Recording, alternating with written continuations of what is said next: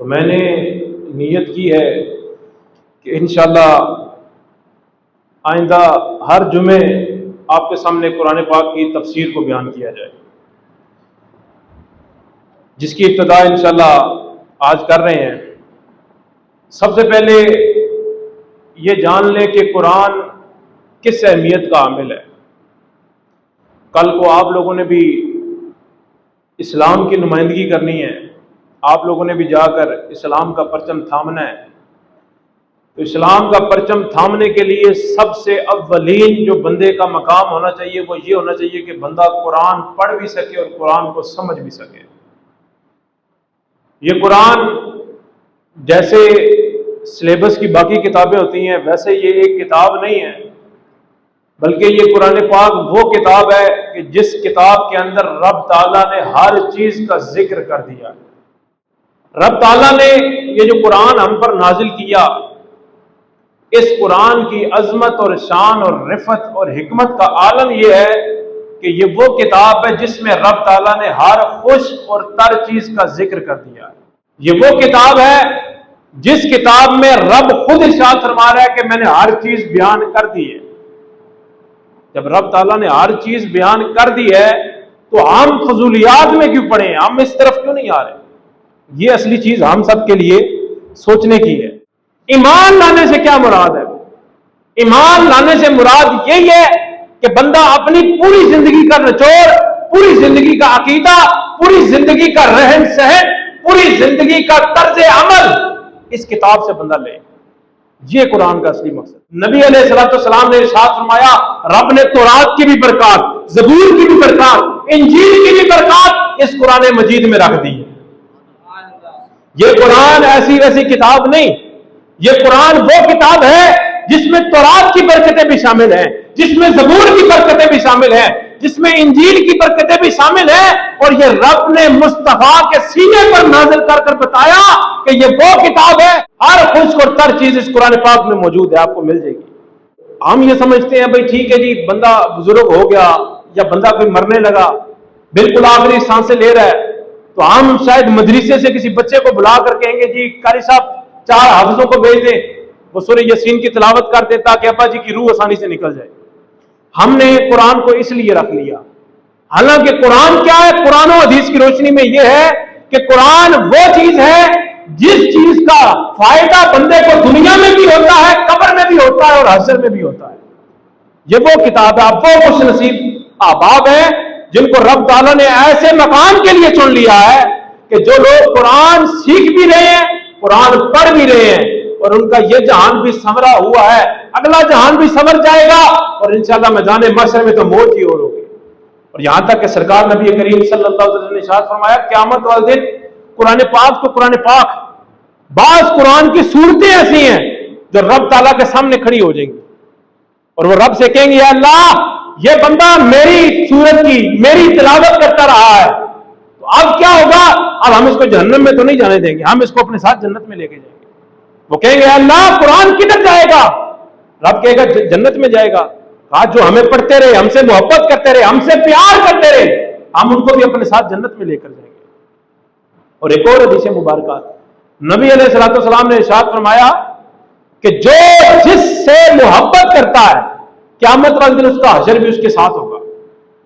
جو جس سے محبت کرتا ہے اس کا حشر اس کے ساتھ ہوگا۔ کوئی لوگ اپنے کاروبار کے ساتھ محبت کرتے ہیں، وجہ کیا ہے؟ وجہ یہ ہے جس بندے نے اپنی پوری زندگی اللہ اور اس کے رسول کے احکامات کو پس پش ڈال کر اپنی دنیاوی کامیابیوں کے لیے بندہ اس میں آگے سے آگے سے آگے بڑھتا چلا جا رہا ہے، تو جب مرنے لگتا ہے سامنے فرشتہ بھی آیا ہو تو بندے کو اللہ اور اس کا رسول یاد نہیں رہتا، سب کچھ بھلا دیتا ہے۔ رب کہتا ہے ہاں ہاں جس کام کے لیے تو لگا رہا ہے اب وہی کام تو کرتا رہے۔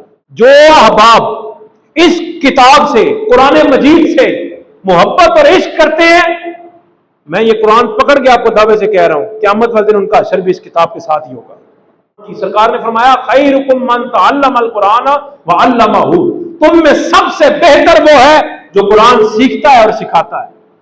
جو قرآن سیکھتا ہے اور آپ سب سے بہتر ہیں۔ آپ اپنے ذہنوں میں یہ چیز نہ لائیں کہ یار وہ ڈاکٹر بن رہا ہے وہ ہم سے بہتر ہے، وہ APS میں پڑھ رہے ہم سے بہتر ہے, وہ ڈپلوما کر رہے ہم سے بہتر ہے, وہ فلاں کام کر رہے ہم سے بہتر ہے. نہ, سرکار نے کہا سب سے بہتر وہی ہے جو قرآن سیکھتا ہے اور سکھاتا ہے. بس یہ کتاب اللہ جو سی ہے, قرآن کریم ہے, یہ کلام الہی ہے. تو بتائیں جو کلام رب کا ہو اور اس کلام میں نصیحتیں, اس کلام کی برکتیں, اس کلام کی فساد اور بلاغت وہ اس انتہا کی ہے کہ رب تعالیٰ نے ارشاد فرمایا کہ یہ وہ قرآن ہے جس کی حفاظت کا ذمہ رب خود لے رہا. کتاب اللہ جو سی ہے یہ کلام الہی ہے, اور اس کی سورہ واقعہ کی آیت نمبر 80 میں رب تعالیٰ نے ارشاد فرمایا تنزیل من رب العالمین. رب خود قرآن میں ارشاد فرما رہا ہے سورہ واقعہ کی آیت نمبر 80 میں کہ یہ وہ کتاب ہے جس کو سب جہانوں کے رب نے نازل فرمایا ہے. قرآن صرف کتاب نہیں ہے, اس قرآن کو رب نے کہا کہ یہ دائمی معجزہ ہے. یہ بھی قرآن پاک کی آیت مبارکہ آیت نمبر 23 میں ہے. رب تعالیٰ نے ارشاد فرمایا فَأْتُوا بِسُورَةٍ مِّن مِّثْلِهِ. اللہ نے کہا ہاں تم کہتے دائمی معجزہ نہیں ہے, فَأْتُوا بِسُورَةٍ, پھر ایک سورت لے آؤ, مِّن مِّثْلِهِ, اس کی مثل, کوئی ایک آیت لے آؤ, ایک سورت لے آؤ جو قرآن کی مثل ہو. بڑے بڑے فصیح بھی آئے, بڑے بڑے بلیغ بھی آئے, بڑی بڑی عربی جاننے والے بھی آئے, بڑے بڑے عربی لکھنے والے بھی آئے, لیکن رب تعالیٰ نے کہا فَأْتُوا بِسُورَةٍ مِّن مِّثْلِهِ. اور اگر تم دائمی معجزہ قرآن کو نہیں مان رہے فَأْتُوا بِسُورَةٍ مِّن مِّثْلِهِ, تو پھر قرآن کی مثل کوئی صورت لے آؤ. قرآن پاک آج یہ چیز تصور کی جاتی ہے, یہ میں بہت ضروری نقطہ آپ کو دینے لگا ہوں, ہر بندہ اس کو اپنے دل میں جگہ دے. آج یہ چیز تصور کی جاتی ہے جو قرآن پاک ہے وہ 1400 سال پہلے ہے. یہ تو اس وقت کے لیے جب نہ بجلی تھی, نہ پنکھا تھا, نہ کچھ بھی نہیں تھا, جب کچھ تھا ہی نہیں, اس دور میں قرآن آیا ہے, بس ٹھیک ہے یہ اس دور کے لیے نہیں. رب تعالیٰ نے یہ قرآن جو ہمیں دیا ہے یہ ہر دور کے لیے, ہر بندے کے لیے یہ قرآن کا آمد ہے. اور میں یہاں پر ایک اور بات کرتا چلوں, ہر دور کی بات بھی میں نے کر دی, ہر بندے کی بات بھی میں نے کر دی, اور تیسری بات میں آپ کے سامنے کرنے لگا ہوں, یہ قرآن وہ ہے جو دنیا میں بھی فائدہ دینے والا ہے, قبر میں بھی فائدہ دینے والا ہے, حشر میں بھی فائدہ دینے والا ہے. آج ہم ساری زندگی, جو بندہ پیدا ہوتا ہے, پیدا ہونے کے بعد بچپن گزارتا ہے, پھر بڑا ہو جاتا ہے, بوڑھا ہو جاتا ہے, ساری زندگی ہر بندہ اپنے دل پہ ہاتھ رکھ کے اللہ کے گھر میں بیٹھ کے آپ یہ اپنے آپ کا محاسبہ کرے, ہم نے کیوں گزاری ساری زندگی. ساری زندگی ہم نے اس لیے گزاری بھائی کما لیے, کما لیے, کما لیے, کھا لیے, پی لیے, کچھ بنا لیے, فلانے لی بنا لیے, پوترے لی بنا لیے, بچے لی بنا لیے, بیاہ کر دیے بچیاں کا. ساری زندگی ہم نے کھانے پینے میں گزار دی, ساری زندگی ہم اس کام میں لگے رہے, اور کمائیں گے تو کھاواں گے نا. مولوی صاحب کیا کرتے ہیں, کھائیں گے تو ہم کھانا تو ہے نا, کھانے کے لیے زندہ ہے. لیکن یہ قرآن رب نے کہا یہ وہ کتاب ہے جس کتاب کو رب نے روح کی غذا بھی قرار دیا, ایمان کی غذا بھی قرار دیا. یہ دل کی بھی غذا, یہ روح کی بھی غذا, یہ جسم کی بھی غذا, اور بندے کے ایمان کی بھی غذا. رب تعالیٰ نے قرآن پاک میں ارشاد فرمایا الا بذکر اللہ تطمئن القلوب. رب تعالیٰ نے کہا یہ جو اللہ کا ذکر ہے, جو کتاب اللہ ہے, جس کتاب کے اندر رب نے دوسری سورہ بقرہ کے ابتدا میں فرمایا ذالک الکتاب لا ریب فیہ, یہ وہ کتاب ہے جس میں کسی قسم کا شک نہیں ہے, یہ وہ اللہ کا ذکر ہے جس ذکر کو کرنے سے بندے کے دل کی غذا بھی پوری ہوتی ہے, روح کی غذا بھی پوری ہو جاتی ہے. یہ تو جسم کی غذا ہے. آج ہمارے اسی لیے وہ کہتے نا او جی او خون سفید ہو گیا جی, او جی انسانیت نہیں رہی جی, او جی یہ ہو گیا, دل مردہ ہو گیا جی, اور دلوں میں زندہ پھر قرآن پڑھ کے کرو نا. خون اگر سفید ہو گیا, خون میں قرآن پڑھ کے سرخ کرو نا. خون میں وفاداری ختم ہو گئی, قرآن پڑھ کے اس روح کو غذا دو گے, جب روح کو غذا ملے گی تو وہ تمہیں فائدہ دے گی نا. او جی بچے نے گھروں کر دیتا جی, اور بڑھے ماں پیوں نے اینج کر دیتا جی, اور اینج کر دیتا. اور جب بچوں کو قرآن کا درس دینا ہی نہیں ہے, جب بچوں کو روح کی غذا دینی نہیں ہے, انسان کھانا نہ کھائے تو مر جاتا ہے, تو بتائیں جب روح اور جسم اور بندے کی روحانیت اگر قرآن ذکر اللہ کو نہ لے تو بتائیں وہ نہیں مرے گی. آج یہ تو دلیلیں دی جاتی ہیں, 3 دن بندہ کھانا نہ کھائے تو بندہ مر جاتا ہے, 10 دن پانی نہ پیے تو بندہ مر جاتا ہے. یہ میں ویسے مثالہ آپ کو بتا رہا ہوں, اتنے دن کھانا نہ کھاؤ تو نہ کھانے کے بعد بندہ مر جاتا ہے, اتنے دن پانی نہ پیے تو مر جاتا ہے, اتنے دن نہ سوئے تو مر جاتا ہے. اور یہ بھی تو بتاؤ کہ کتنے دن قرآن نہ پڑھو تو ضمیر مر جاتا ہے. اور یہ بھی تو بتاؤ کہ کتنے دن جس ذکر کو کہا کہ اللہ بذکر اللہ تطمئن القلوب، کہ یہ جنوں کی غذا ہے، جنوں کا سکون ہے، یہ بھی تو بتاؤ نا بھائی، قرآن کتنے دن نہ پڑھو تو دل مردہ ہو جاتا ہے؟ یہ کس نے بتانا ہے؟ یہ کس نے سیکھنا ہے؟ یہ تو ہمیں پتا لگ گیا بھائی زندگی کے لیے بظاہر زندگی ہے نا، لیکن سرکار نے کہا آنکھیں بند ہونے کی دیر ہے۔ جب آنکھیں بند ہو گئی پھر ایک اور دنیا شروع ہو جائے گی، اس دنیا میں نہ یہ دل کام آئے گا نہ یہ جسم کام آئے گا، بلکہ تمہاری وہ روحانیت کام آئے گی جو تم نے قرآن کو پڑھ کر زندہ کی ہوگی۔ اس قرآن کے ساتھ اپنے آپ کو اگر آپ نے زندہ کر لیا تو آپ کا اگلا جہان مزیدار رہے گا۔ اگر آپ نے اس دنیا کے لیے اس قرآن کو چھوڑ کر اگلی دنیا کو مردہ کر دیا تو یقین مانے اسے ڈنڈیاں سوٹیاں تو علاوہ پھر کچھ نہیں ہونا۔ کتاب اللہ جو سی ہے یہ صرف پڑھنے کا نام نہیں ہے، یہ بھی طلبہ اکرام سے میں خصوصاً بات کر رہا ہوں۔ یہ جو قرآن پاک ہے یہاں سے لے کر الحمد شریف سے لے کر ون ناس کی سین تک ہم پڑھ لیتے ہیں، رمضان میں ہم تراویحوں میں سن لیتے ہیں، یہ قرآن صرف پڑھنے کا نام نہیں ہے۔ ہر بندہ اس کو اپنے دل میں جگہ دے اس بات کو، یہ قرآن صرف پڑھنے کا نام نہیں ہے، یہ قرآن عمل کرنے کا نام ہے۔ یہ قرآن کیا ہے؟ عمل کرنے کا۔ حضرت سیدنا عمر فاروق رضی اللہ تعالیٰ عنہ آپ فرماتے ہیں، مختلف روایات ہے، بعض میں 10 ہے اور بعض میں 8 سال ہے، کہتے ہیں 8 سال میں نے قرآن 8 سال میں پڑھا۔ صحابہ نے کہا بھائی تسی عربی جاننے والے ہو، آپ سردار عرب ہیں، آپ نے رسول اللہ سے پڑھا ہے، آپ صحابہ کے جرمٹ میں بیٹھ کے پڑھتے ہیں، پھر بھی آپ نے 8 سال میں قرآن پڑھا؟ وہ کہتے ہیں میں نے قرآن ایسے نہیں پڑھا جیسے تم پڑھتے ہو۔ کہا کیسے پڑھا؟ کہا میں قرآن کی ایک ایک آیت پڑھتا گیا، اس پر عمل کرتا گیا، پھر اگلی آیت پڑھتا گیا، اس پہ بھی عمل کرتا گیا، ایسے میں نے قرآن پورا کیا۔ آج عمر کا نام لینا تو آسان ہے، وہ جی عمر فاروق جیسا حکمران مل جائے، پہلے ہم اپنا کردار تو عمر فاروق والا بنائے نا، جس عمر فاروق نے قرآن کو سیکھنے کے لیے، اس پر عمل کرنے کے لیے 8 سال میں صرف قرآن پڑھا۔ جس نے اس دنیا میں اس قرآن کی تلاوت کر لی، اس کا دامن تھام لیا، سرکار نے کہا اس جہان میں بھی کامیاب ہے، اگلے جہان میں بھی کامیاب ہے۔ کہا یہ جو قرآن ہے، قرآن کو چھوڑو، یہ قرآن کی ایک سورہ ملک ہے نا، یہ قبر میں اندھیرا نہیں ہونے دے گی۔ تو دسو جڑا بندہ قرآن کا دامن پکا تھام لے، اس کی قبر اندھیرا کیسے ہو سکتا ہے؟ یہ تو ہم جی ابا جی کے لیے بخشش کی دعا کر دیں، اما جی کے لیے دعا کر دیں، بھائی کے لیے دعا کر دیں، تو دوست بہت ہو گئے جی دعا کر دیں، اور دوست نے دعا تو کر دیں گے، لیکن پہلے جا کے تک دوست نے اپنی قبر چ روشنی کی بھی ہے کہ نہیں کی؟ دعاواں نال روشنی تو نہیں ہوندی نا، روشنی تو قرآن پڑھن نال ہوندی ہے۔ دعا تو رب کی مرضی ہے، رب کی مرضی، رب چاہے گا قبول کر لے گا، رب چاہے گا رد کر دے گا، رب کی مرضی ہے۔ ان اللہ علی کل شیء قدیر، ہر چیز پہ رب قادر ہے، لیکن سرکار نے کہا جو قرآن کا دامن تھام لیتا ہے اس کی قبر کبھی اندھیری نہیں ہو سکتی۔ یہ قرآن، اس کا دامن تھامنا نہایت ہی ضروری ہے۔ اس جمعے سے آئندہ ہر جمعہ جب تک میری زندگی رہی، میں انشاءاللہ آپ کے سامنے قرآن و حدیث کی روشنی میں قرآن کی تفسیر بیان کیا کروں گا۔ ایک طرف سے انشاءاللہ شروع ہو جائیں گے، جتنا ممکن ہو سکا میں اپنے وقت کو ملحوظ خاطر رکھتے ہوئے آپ کے سامنے قرآن کی تفسیر کو میں بیان انشاءاللہ کرتا چلوں گا۔ سب سے پہلی سورت سورت الفاتحہ، اس کا اکثر آپ تعارف سن چکے ہیں، حضرت صاحب بھی اکثر بیان کر چکے ہیں، والد صاحب، تو میں کچھ عام چیزیں جو میں نے ضروری سمجھی وہ آپ کے سامنے بیان کر کے انشاءاللہ میں اپنی گفتگو کو سمیٹوں گا، زیادہ نہیں آپ کا مختصر سا وقت دوں گا، انشاءاللہ 2 ہی صرف آیتیں آپ کے سامنے بیان کروں گا۔ سورہ فاتحہ یہ قرآن پاک کی پہلی سورت ہے۔ بسم اللہ الرحمن الرحیم، قرآن پاک کا استقبال کریں۔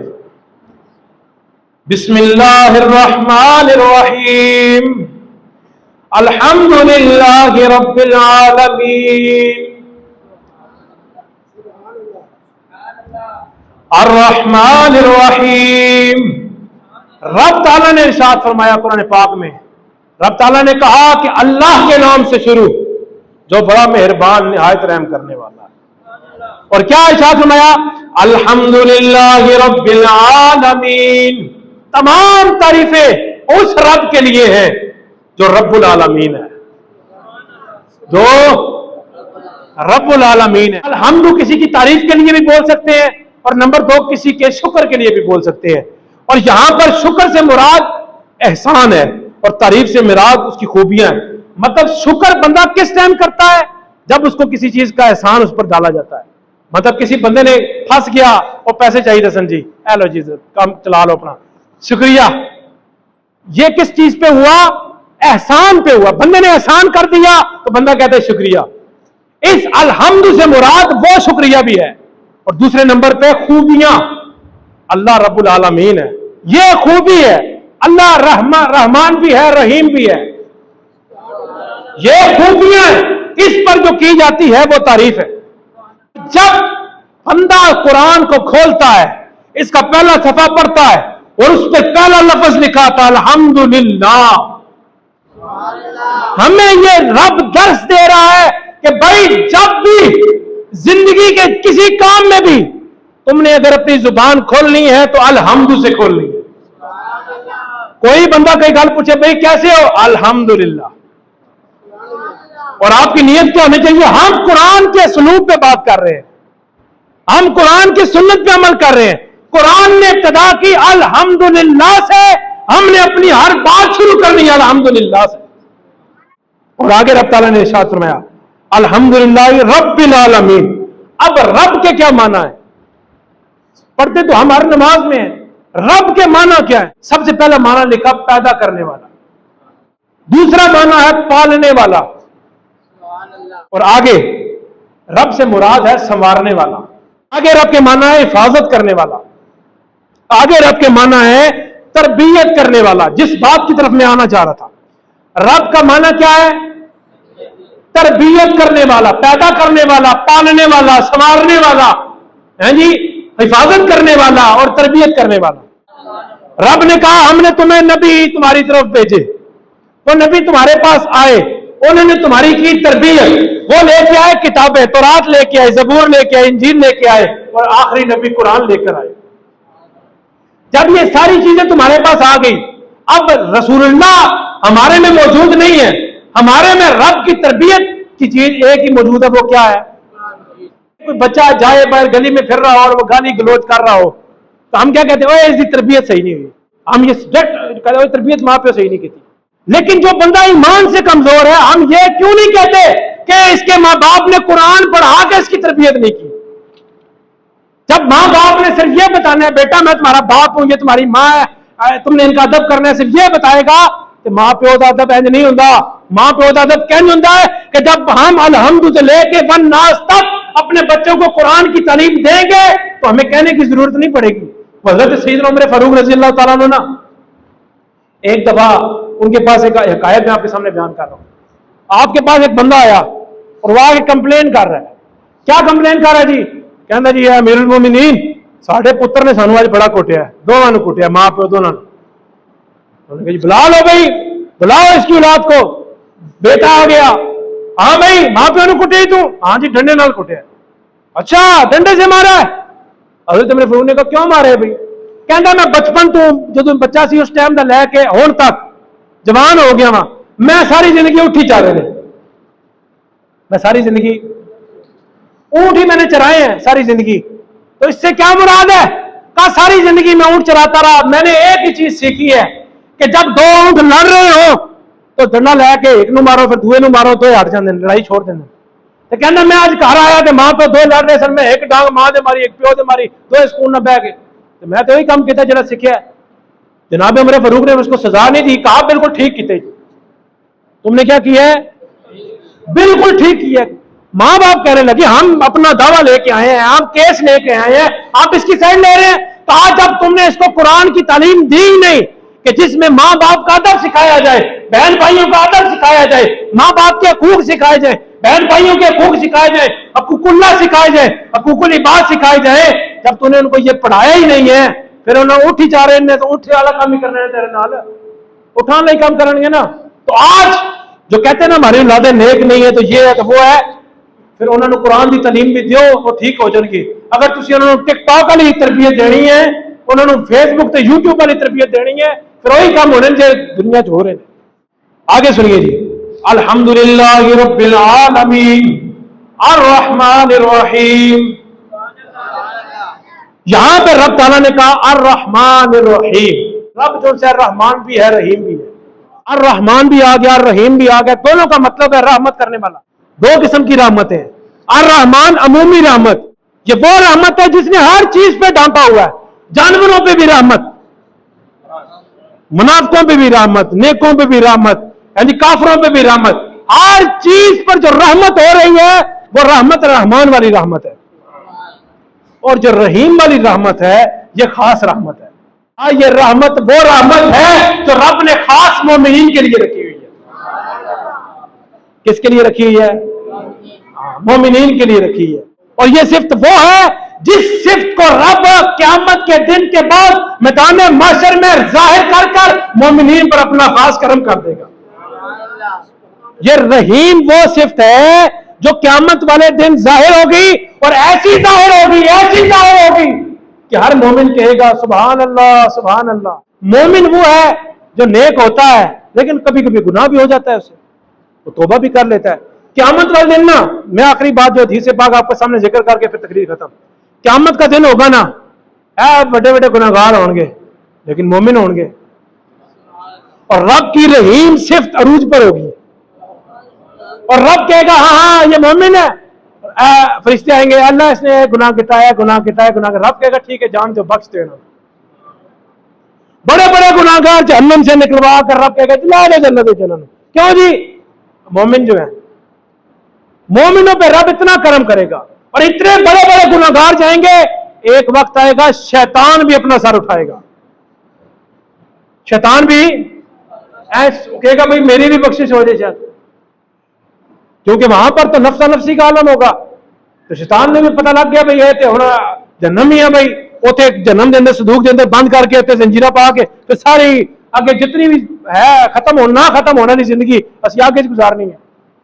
جب بڑے بڑے گنہگار بخشے جا رہے ہوں گے نا, شیطان سر اٹھائے گا, فرشتے اس کو اوپر سے کہیں گے چل بھائی سر نیچے کر بھائی. وہ کہے گا دیکھ بھائی وہ بڑے بڑے گنہگار جا رہے ہیں بھائی مجھے بھی جان دو.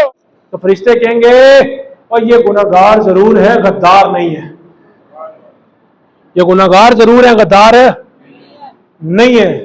تو ہر بندہ, میں یہ نہیں دعوت دے رہا کہ گناہ کرنے لگ جاؤ, گناہ کی جو سزا ہے یہ تو رب کی شان ہے, اگر رب چاہے گا تو بخشے گا, نہیں تو اتنے پولے پڑے نا ہم تصور بھی نہیں کر سکتے وہ والے عذاب آپ ہوں گے.